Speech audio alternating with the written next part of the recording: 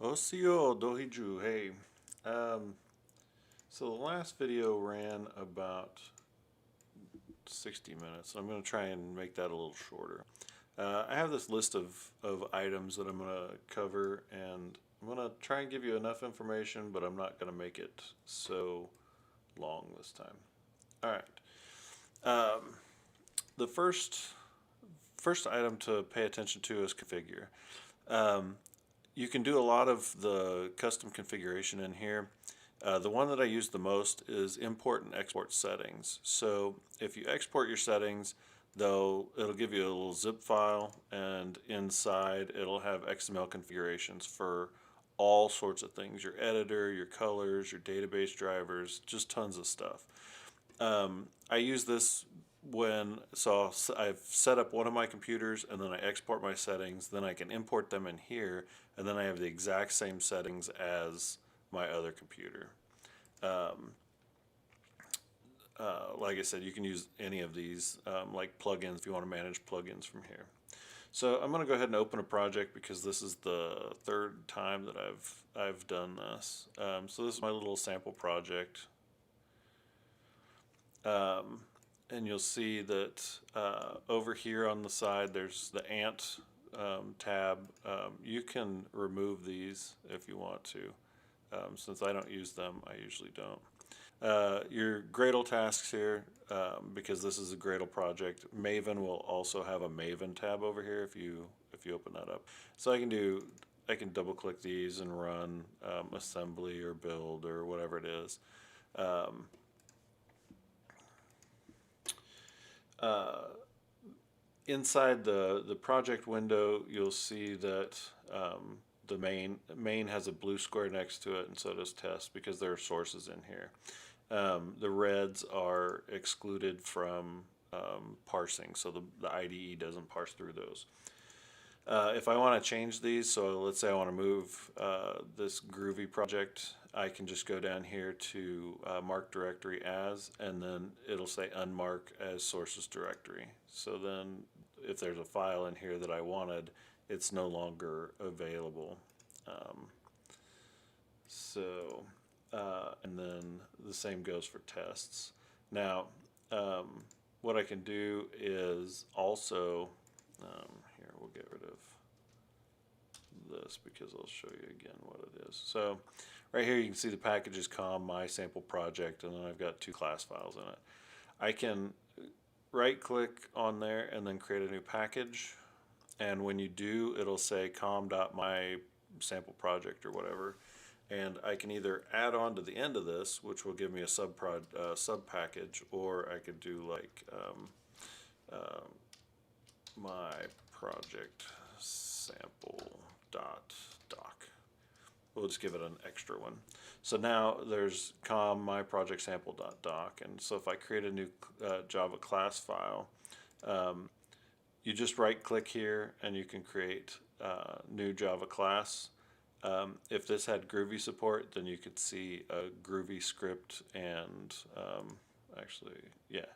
Well, I won't do that right now. So anyway, when you right click and you create a new Java class, it allows you to select from any of these class interface enum. So then we'll do my project sample. Now, my last demo, I added some copyright boilerplate at the top to demo. But anyway, so as soon as you create a class, it will create it with its name, and then it automatically pulls in the package for you.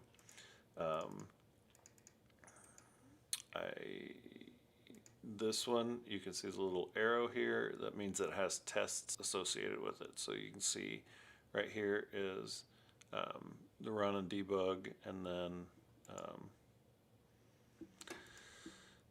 okay, and then up here. So actually, let's go back here. Okay, or I'm sorry, these are the yeah, that's right. I said that right the first time.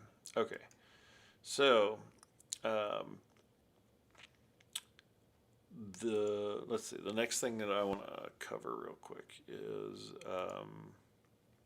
Okay, so if you want to rename something, just double click on it and then do Shift F6.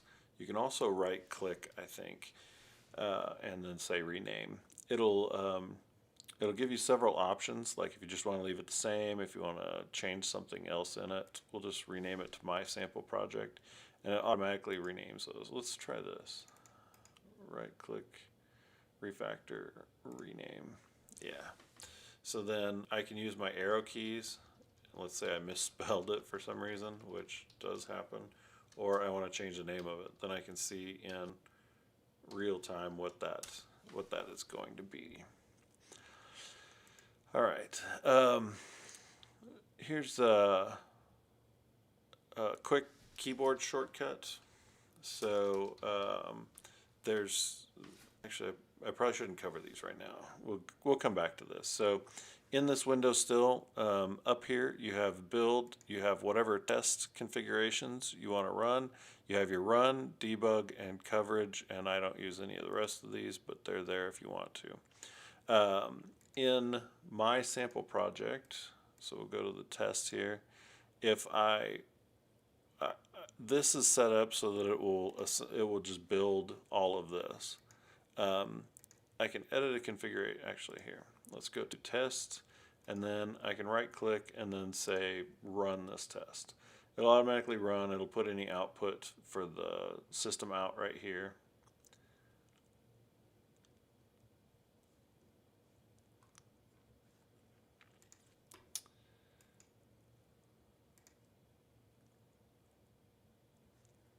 Okay, so it's running the Gradle for some reason. In any case, I just connected it for this demo, and now I need to disconnect it. But it will, when it runs these tests, it'll print out any of the system outs that you see there normally. But you'll also notice that the last one I ran was test my sample project. If I right click here and run it, you'll see that it changes it to my sample project 2. Now I can go up here, select edit configurations, find my sample project 2, and then I have options to run those. Oh, see, it's running the Gradle. I don't want to do that. So what I want to do is I want to add a new JUnit. I want it to be, my module.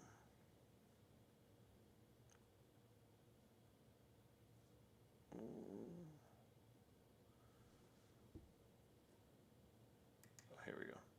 My sample project from test. Then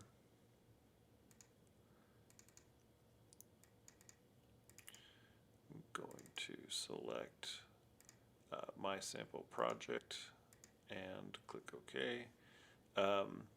Before the task, I don't have anything. If I wanted to, I could add build project. I could do a Gradle aware. I could run another configuration if I want to. So every time I build this, let's say I want to run the configuration in another project, I can run an external web tool, launch a web browser. I use this in Flask as well, and IntelliJ makes it easy in this way, because in Flask what I do is I actually run Python code to start up a browser, then start up Flask, and the browser will automatically refresh until Flask is done loading, and then it'll display it. Well, I can do the same thing but here in a way. It's not identical, but it's very similar. Or I can also run a Gradle task. So let's say before every JUnit I want to clean and then build or something like that. Then I can do that here. By default, these have build in them. I remove them from my setup every time because I don't always want them to build, and when I build I use the commands on the side usually, or like 99% of the time I use command line to build, because I want to make sure that my command line build is the same as like what Jenkins will run. So the IDE will do it, but I do it command line. So anyway, so and then we'll name this my sample project test. And then we'll click OK. Now, and it's still, here we go. So I want to run this one. Now you can see that it shows that I ran these two, and then one of them had an output of 10, and I'll show you that in a second. So here, so what I'm going to do is I'm going to go ahead and debug this. If Gradle wasn't attached, then it would have already run this the way I wanted it.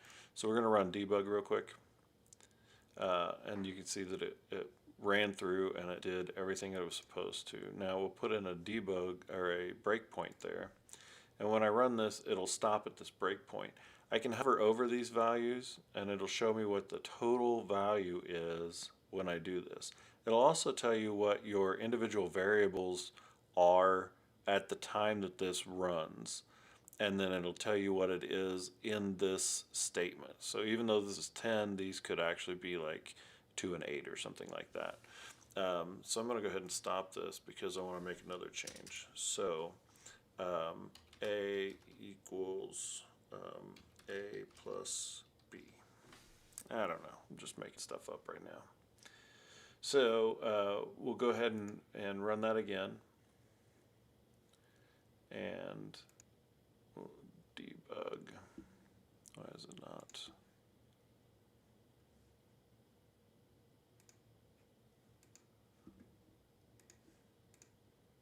Oh, you know what? It's my fault. I removed the build and then it's pretty late, so I'm sorry. Okay, now let's try this. Okay, so it stopped here. Now I can hover over here usually. Okay, oh, they changed it because so now the value that by the time I get here, it'll also tell me what it is up here. It used to be you could hover over this and it would, oh, there we go, 15. So this one, if I hover over it long enough, it'll say it was 10 because it's 10 before it adds it. So anyway, same thing though, I can hover over this. Now, if I don't want to run this one and I want to add one, I can, and then I can say here, I can disable it so the next time it won't get there. And then I can rerun failed tests, I can restart the whole thing, or I can step into the next one, or the next part of this, and I can view my breakpoints. So it'll show me my breakpoints in the different classes. So we'll just rerun this again, and then it skipped this line that was disabled, and it went down here. All right, so next let's look at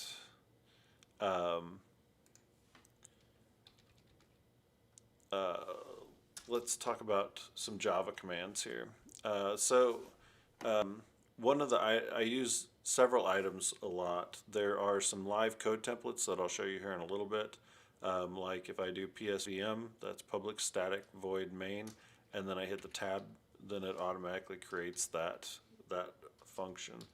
There are other ones that I'll show you here. So let's just get rid of this line, and then we'll do sout, S-O-U-T. In Groovy, it'll put print line. If I want this one, then I'll just put A here. And then also, if I do sout E, A, well, I can't remember what it is right now. Sout V. There we go. So then I can create a system out with a variable in it. So in this case, it'll say B, but if I select another one, it'll automatically put that in there. Now, if I use any system outs, I don't use them like this. I actually have a live template, a code template that does a string format, but that's not even, whatever. Okay. So also in here, let's say I want to create a constructor.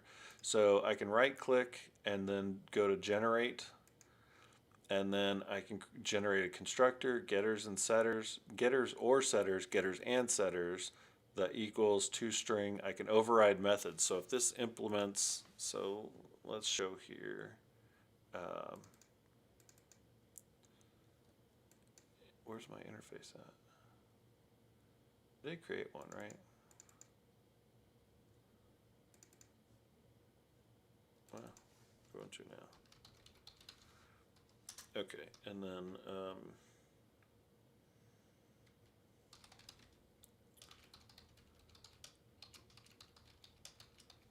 okay, so then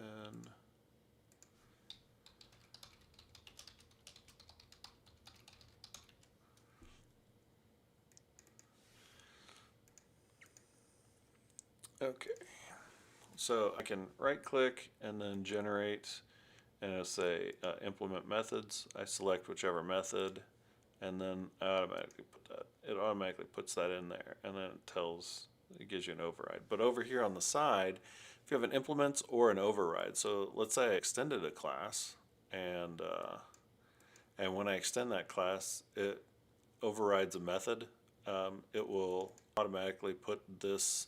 It'll actually put an O here, and when I click on that, then it'll go up to that method. Or here in the interface, you can see that it's implemented in a class. So when I click that, it'll go to the class.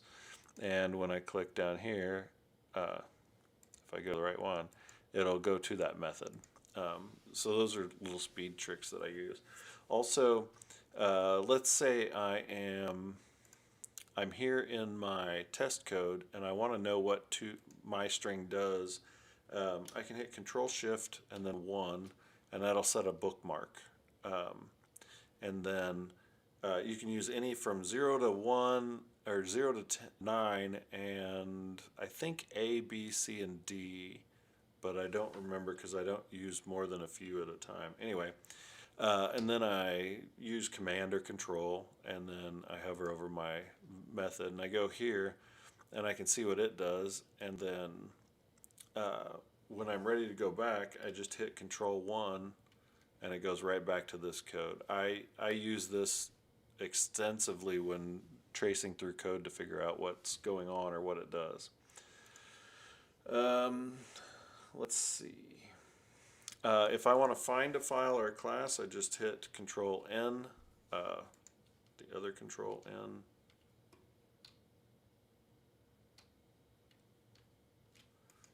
It's different in a Mac.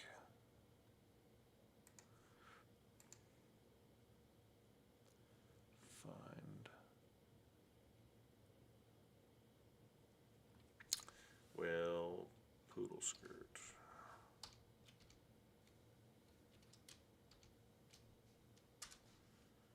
Huh.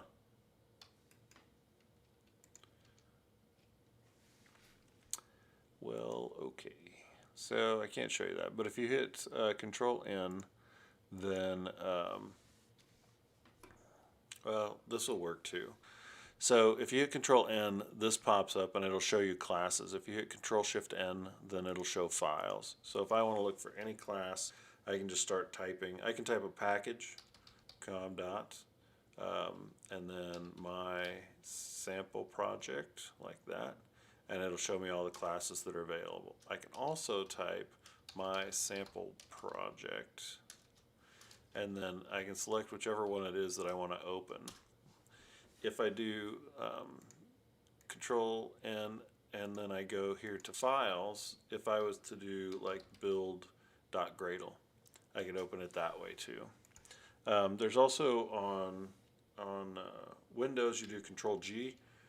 It doesn't work on the Mac. I don't even know what the command is, but you can go to a specific line if you wanted to.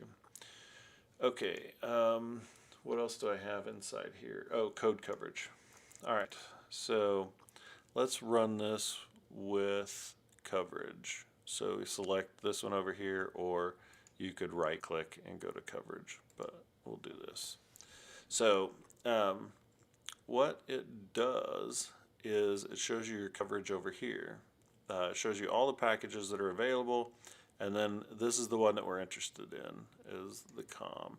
So then we can look in here and we see that my sample project, one of them has 50%. These other ones have 100% coverage and 0% of the class, but that's because there isn't anything in there. So inside here we can see that the metrics on that. So let's go to my sample project.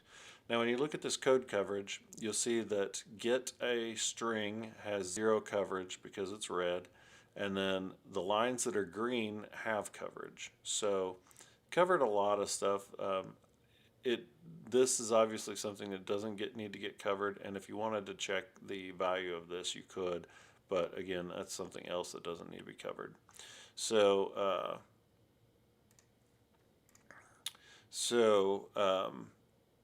anyway, that's how I look at quick code coverage. So I don't run it. I can run my tests locally without having to do a whole build and everything, and then try and figure it out. You can wire in SonarQube and some other things like Cobertura, but I haven't done. I haven't used SonarQube with this yet. Breakpoints. Oh, comparing files. So go ahead and copy these, and I'll call this number 2. So if I want to compare these files, I just select both of them. Now the first one that's selected will be the one that's on the left. So if it's important to you which one, just remember that. And then you right click and go down to compare files, and you can see the differences between the two. So if these were vastly different, you would see, well, here, my project sample. So let's get rid of, we'll just get rid of that. And you can see that it shows you an entire block that could be moved over. So if I want to move that, I can, whichever direction.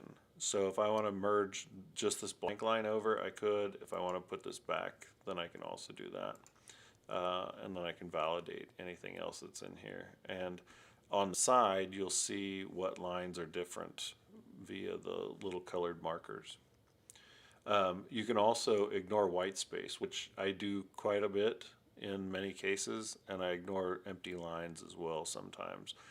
I usually don't ignore empty lines because sometimes there will be like 4 or 5 empty lines in a row, and I don't really want those in there. Okay, so let me open up. Is it in here? No. Okay.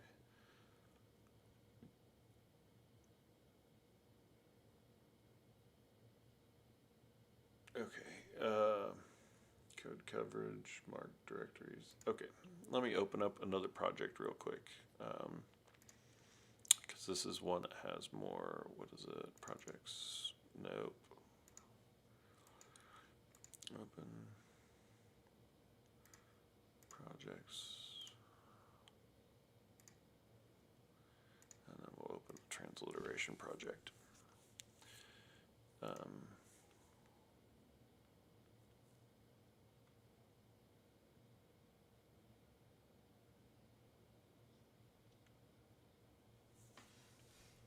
Okay, so what I wanted to show you in here is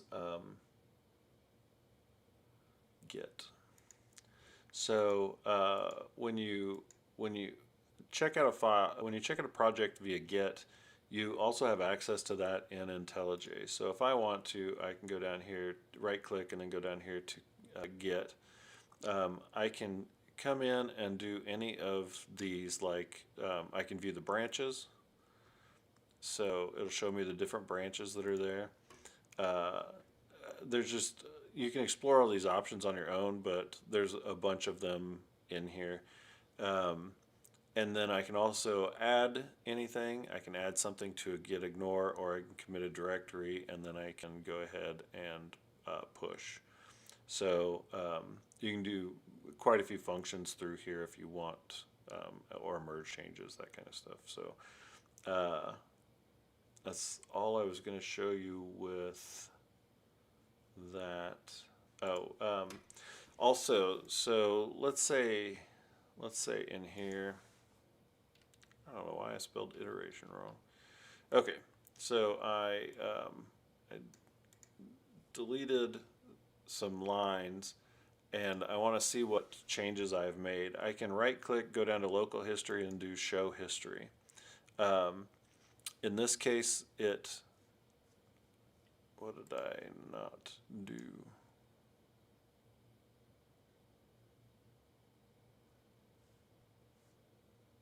I don't know why it didn't show the way it should have.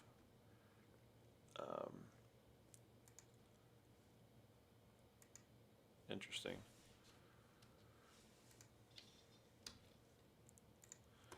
Let's go ahead and configure that. And then, I don't know, we'll just get rid of a bunch of those. Alright, so let's try this again. That is weird.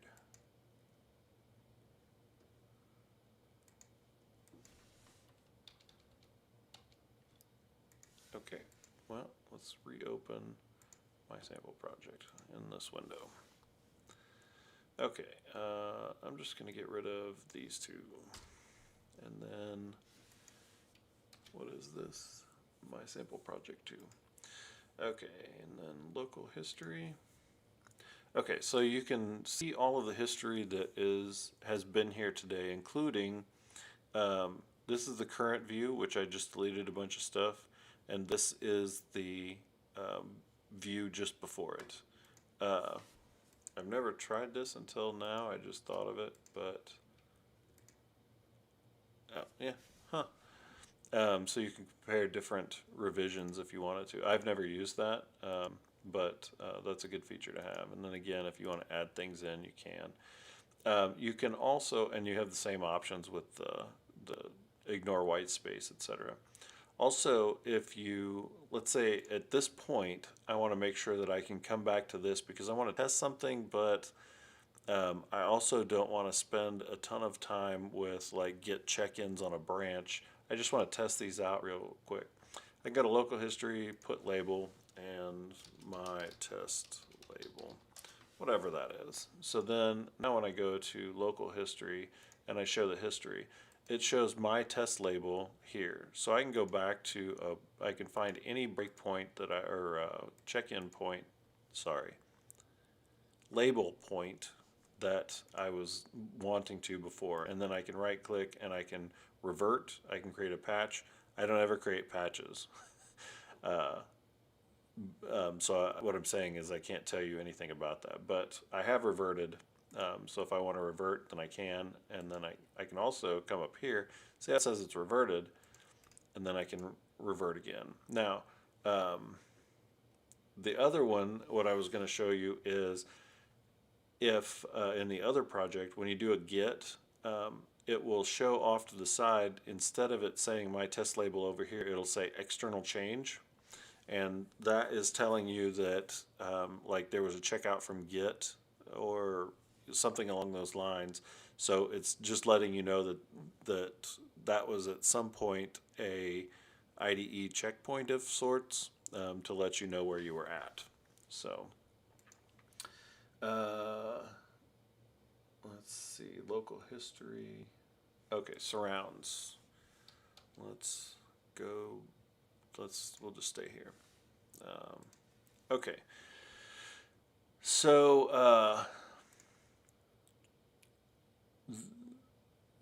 I think I showed this. So if I go to generate, I can generate a constructor, and I can select the values that I want for that. I can also see it shows me that there's two related problems. The two related problems are the tests that rely on an empty constructor. So when I click on that, it'll take me and show me what's going on. So if you look right here, it says that I created a constructor without any, it doesn't matter. I'm so tired, sorry. So generate, and then I go back to constructor, I can select none, and it'll give me the empty one. And then this will, when it parses through again, it's already gone here, but it's still showing right here. I can also, um, there's other ways to do this. I use the mouse clicks. I use a lot of keyboard shortcuts, but I use mouse clicks a lot. I can create a getter and a setter individually or separately. Wait, individually or together, I guess. Collectively, maybe that's what I was trying to say. And then I can select the properties here that have no getter and setter. And I don't have to create both. I could just create getters or I could just create setters. Also, if you want to, and I use this a lot too, generate toString. So it select whatever it is there, and then it creates a simple toString. If I was going to use this, I have a live code template that actually creates a string builder and then puts all this stuff together and then sends it back. But that's another story. Also, so we'll do the surrounds. So I can select some items and then it's no, Command Alt T on a Mac, and I think it's Control Shift T on Windows, if I remember. But so I can surround this with an if statement, if else, all of these things. I use the try catch and the try catch finally quite a bit. So then I just have to select the number, and then it automatically wraps those with those exceptions. Now, it does give you like the generic exceptions. So even if this threw something else, sometimes it will. Usually it's like if I put throws IO exception, it should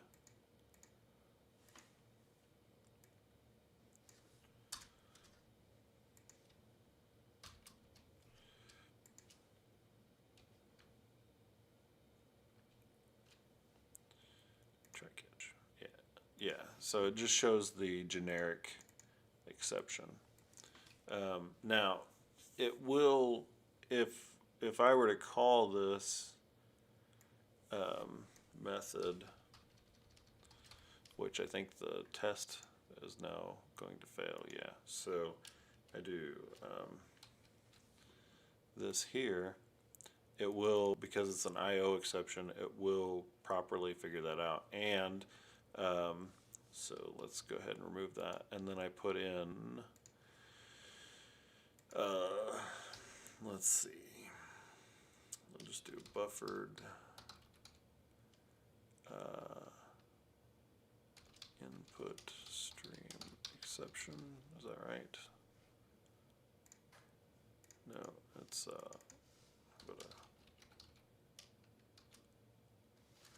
yeah, we'll just pick one of these. That's, yeah.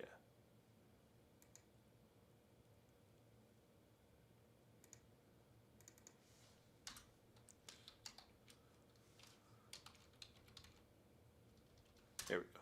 We'll just use this one. So then, if I do this again, then it should put both of them in there. And only put IO. Usually it puts both, so I don't know why. Sorry, I'm just very tired. Okay, let me see here. Surrounds, rename. We went over rename. Okay.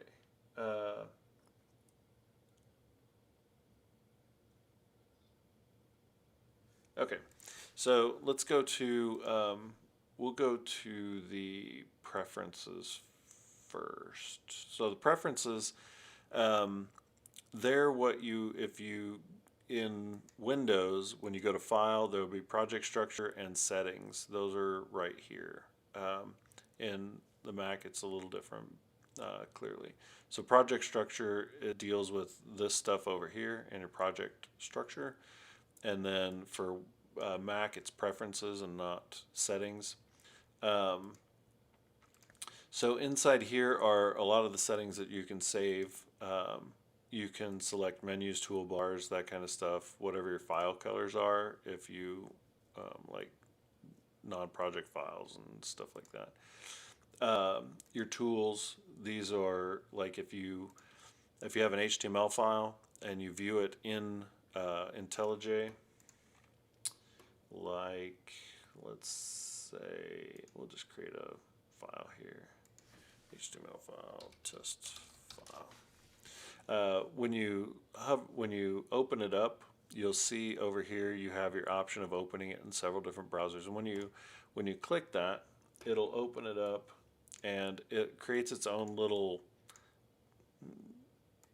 service kind of where this is linked over here. So any changes I make over here, I just refresh the browser and it just displays.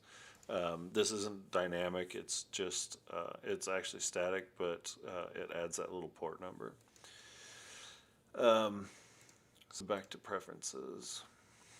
And there are other, you can configure all sorts of external tools if you want to. The languages and frameworks, you can see those here. I'm not going to cover those.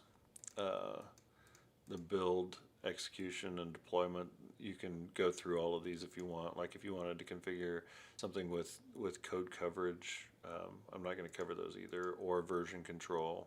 You can look through those and figure them out. Plugins.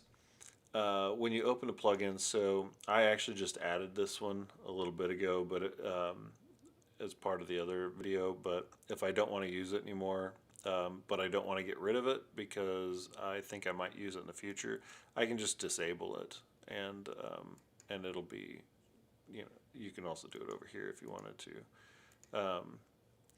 But if you want to look for a new plugin, you can do so over here. So let's say Rust.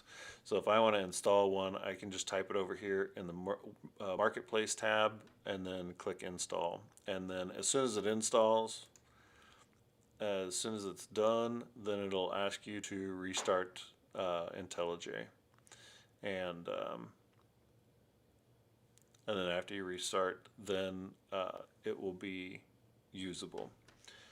The appearance, this is, I don't mess with these, but you can add things if you want to.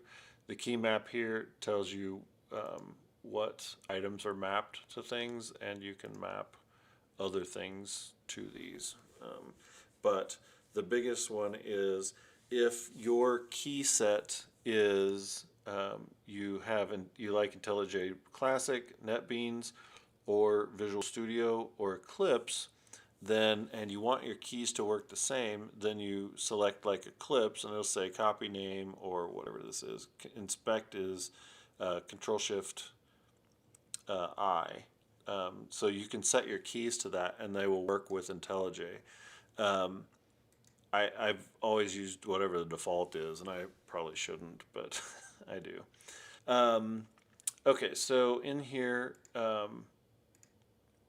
in your code style, you can, inside here, you can customize how your code displays on the page. Everything from tabs and indents. So some people like the tab characters, some people don't. I always want them to not be, but if I use the tab character, you see it shows green here for a few microseconds to show you that it's using a tab space. You can also change your tab indent if you want to. Your spacing, like if you don't want the space before your try, your left brace of your try, that kind of thing. But we're going to go over here to imports. IntelliJ has a feature that if you add so many imports from the same package, then it will make them star references. It'll say like, you know, java.lang.star or something like that. I want to know what my imports are, so I come to this tab and then I change this to 999. So if there are more than 999 imports in the class, then it will use a star import, and same with static counters. or static imports. You can also change your layout. So in this case, it has all imports are above Java and JavaX, and then all static imports are at the bottom. You can move these around. You can say only without subpackages. There's a couple other things. Also, if you're like, so you know what, it's not a big deal if everything from Java and JavaX are star imports, you can do that right here. I think that's it.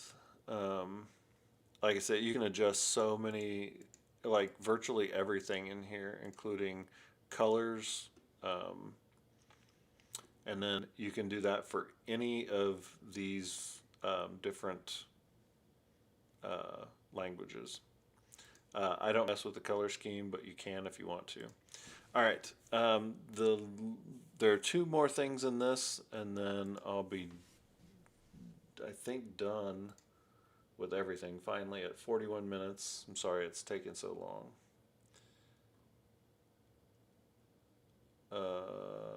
Yeah.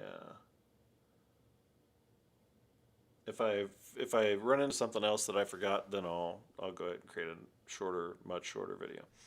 All right. So in your live templates,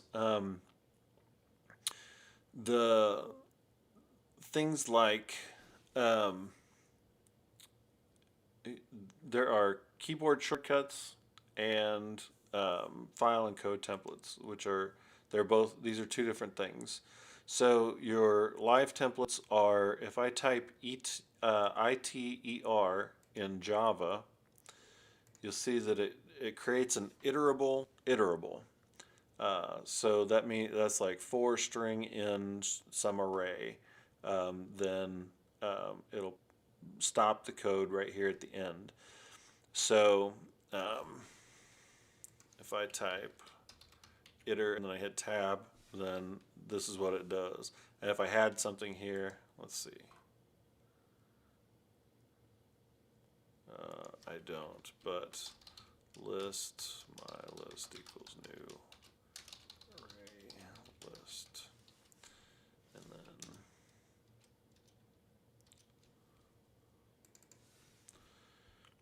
go ahead and import that, and then we'll do, so it'll say my list, but because it didn't specify anything, this is an object. If I had specified something, then it would go ahead and put that in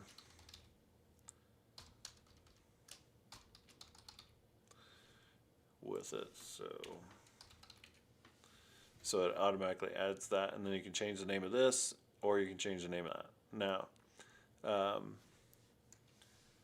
if I did string array,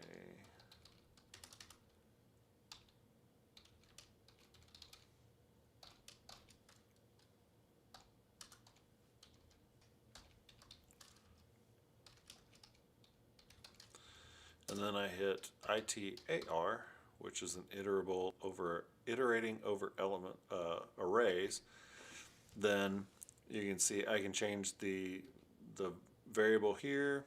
I can change the name of the object that I want to iterate over, and I can change the name of this, which my star, that kind of thing. Those are the live templates. And there are a lot of them.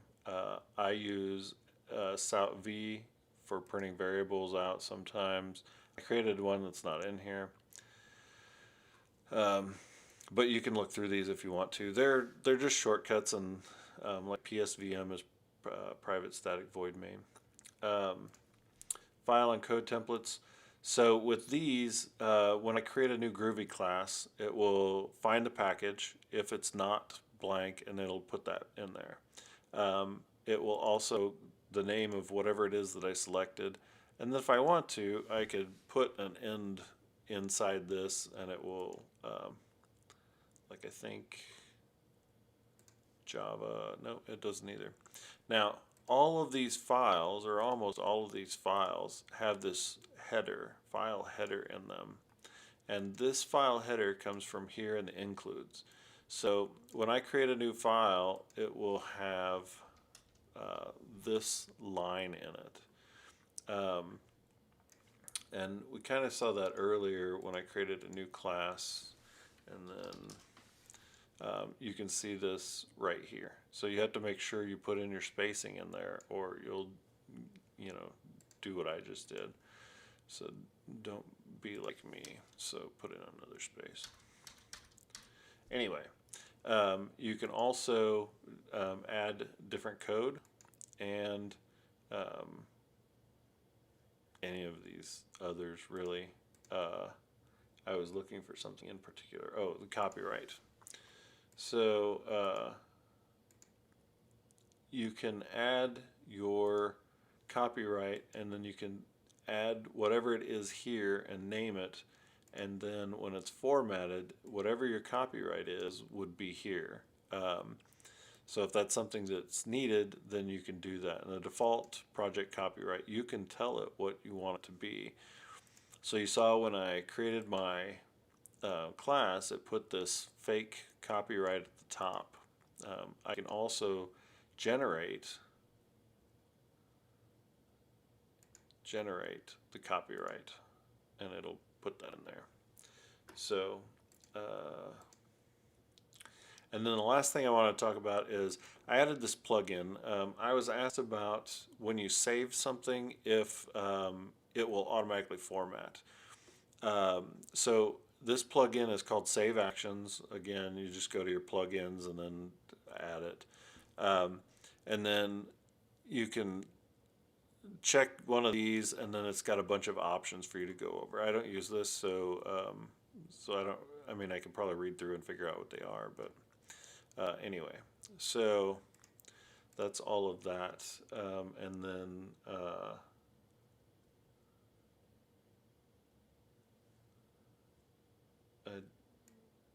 there's find files, so you can find usages of something.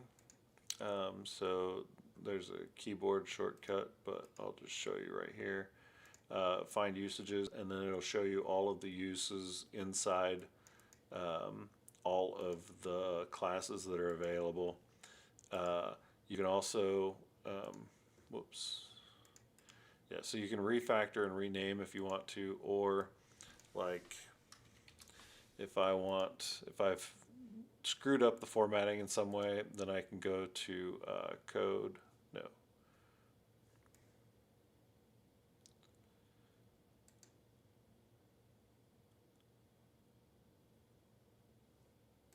I actually just forgot what I was looking for. My sample project. Reformat code. Right click on class and then hit reformat code. I think it's also in here. Yeah. Okay. So you'll also notice that what it did, see how array list and list aren't used? There's an option called optimize imports. So if you right click and it'll say optimize imports here, I don't think it does it here. No. When you reformat code, you have the option, it will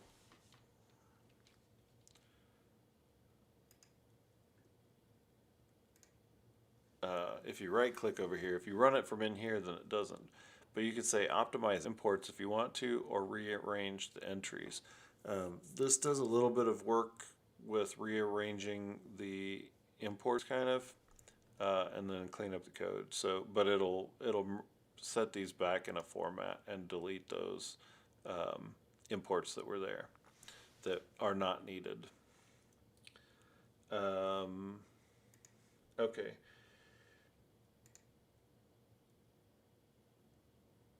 Real quick, and then control space will show you your completion if it doesn't come up when you hit this dot. Should come up when you do that, but if you hit a space and then you want to come back, then you just do control space and it will show you again. Alright, so then real quick, because we're going on 50 minutes, which I did not expect. When you open up your project settings, which is file and then it'll say project structure or project settings, you can add your JDK in here, and then you can set your language level. So with this works really well for, let's say I'm working with JDK 8, but I'm compiling back to 5 for some reason. I can set my language level back to 5, and that means that anything that I would want to do in 8 or 7, I can't do anymore. Well, it kind of. It'll tell me that I've done it wrong. For example, if I come in here and I say array or list string,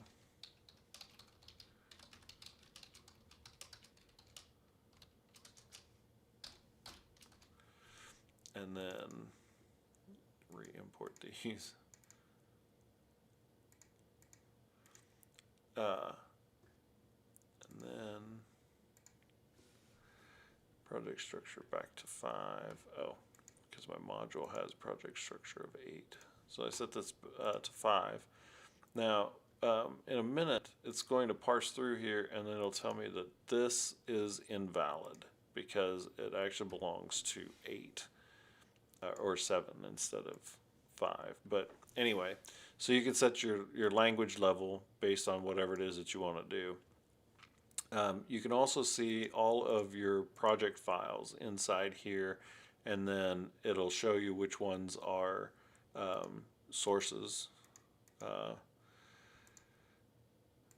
like that, but also you can set them in here. You can add a content root if you wanted to, so we'll just add the transliteration engine in here, and then it'll show up over here, or it'll show up over here, I mean. And then now you have 2 sources, and so over here, I'll click OK.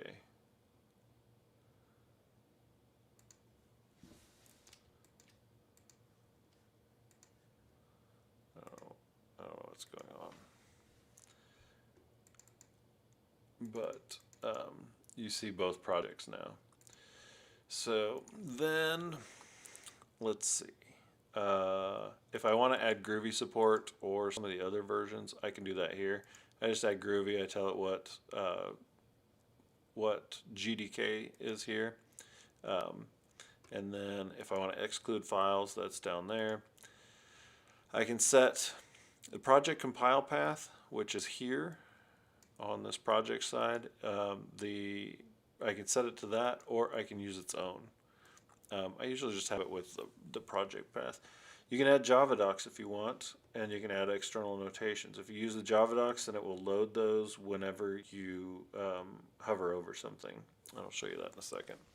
You can add more dependencies here if you want to. This could be individual jars, it could be libraries, or other modules that you're going to depend on.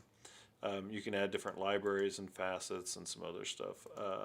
I don't use most of these anymore. You used to have to use them all the time. Now I don't use them. So if I want to know what array list does, I can. Why is that?